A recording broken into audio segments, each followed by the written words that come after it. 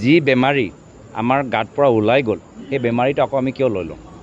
আজি আমাৰ পৰা সেই বিসম্বাদৰ বেমাৰী ওলাই এটা বিজেপি দলত সোমাইছে বিজেপি দলত এটা সেই বেমাৰীটো লাগি গৈছে এনেকুৱা লাগি গৈছে যে এটা বিজেপি দলটো অস্থিৰ হৈ গৈছে বিজেপি মানুহবোৰ আজি সন্মান পোৱা নাই বিজেপি মানে কি আজি সেই কোনো ৰাজনৈতিক আইডিঅলজি নাই এটাহে আইডিঅলজি এটাহে ৰাজনৈতিক চিন্তাধাৰা ক্ষমতা এই হাৰিয়ানা মহাৰাষ্ট্ৰ ঝাৰখণ্ডৰ নিৰ্বাচনৰ ফলাফলৰ পিছত যদি কেন্দ্ৰীয় চৰকাৰ সলনি হয় যদি প্ৰধানমন্ত্ৰী মোদী ডাঙৰীয়া অস্থিৰ হয় কেন্দ্ৰীয় চৰকাৰ অস্থিৰ হয় তেতিয়া সেই চৰকাৰ ডুবি থকা নাৱক প্ৰথম ত্যাগ কৰা মানুহজনে হ'ব মুখ্যমন্ত্ৰী হিমন্ত বিশ্ব শৰ্মা ডাঙৰীয়া মই এটা ফৰ্মুলা আমি বান্ধি ৰাখিছোঁ প্ৰত্যেক সিদ্ধান্ত আমাৰ দলৰ কৰ্মীৰ ওপৰত যদি ব্লক কংগ্ৰেছ জিলা কংগ্ৰেছৰ অনুমতি থাকে তেতিয়া মোৰ শত্ৰুজনো দলৰ ভিতৰত সোমাব পাৰে কিন্তু যদি ব্লক কংগ্ৰেছ জিলা কংগ্ৰেছৰ অনুমতি নাথাকে মোৰ আটাইতকৈ ভাল বন্ধু দলৰ ভিতৰত সোমাব নোৱাৰিব আপুনি যে উল্লেখ কৰিছে যে মুখ্যমন্ত্ৰী ত্যাগ কৰিব যদি অস্থিৰ হয় তেতিয়া যদি কংগ্ৰেছলৈ ঘূৰিব বিচাৰে তেখেতক মই নাভাবোঁ যে আমাৰ দলৰ কৰ্মীখিনি তেখেতক বিচাৰিব মই নিজৰ দলৰ কৰ্মীখিনিতো অলপ বুজি পাওঁ মই দলৰ নেতৃত্বৰ কথাটো বাদেই দিয়ক দলৰ কৰ্মীখিনিয়ে ক'ব যে কি আমাৰ যি বেমাৰী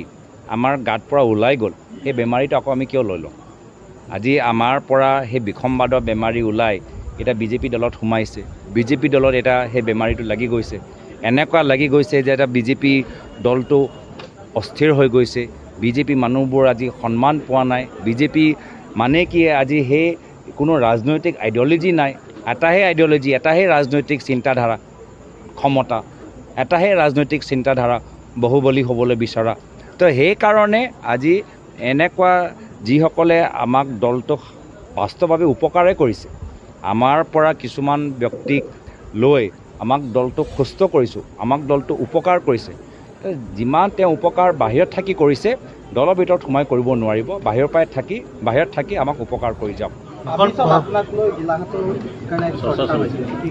চাওক আমাৰ দলৰ একো ক'ব নোৱাৰে তেওঁ পিছত গৈ ক'ব পাৰে কি আপুনি জখলাবন্ধাক যাওক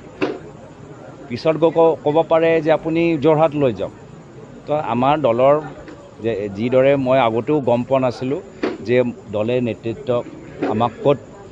উঠিবলৈ ক'ব পৰৱৰ্তী সময়তো দলে আমাক ক'ত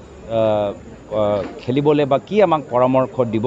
আমি ক'ব নোৱাৰোঁ কিন্তু এটা কথা ঠিক দলে আমাক সুধিছে দলৰ নেতৃত্ব যোৱা এক মাহৰ ভিতৰত পাৰ্লামেণ্ট যেতিয়া চলি আছিলে আমাক সুধিছিলে যে পৰৱৰ্তী সময়ত কি হ'ব এতিয়া মই দলৰ নেতৃত্বক অৱগত কৰাইছোঁ যে পৰৱৰ্তী সময়ত অহা বিধানসভা নিৰ্বাচনত কংগ্ৰেছৰ নেতৃত্বত এটা চৰকাৰ হ'বলৈ গৈছে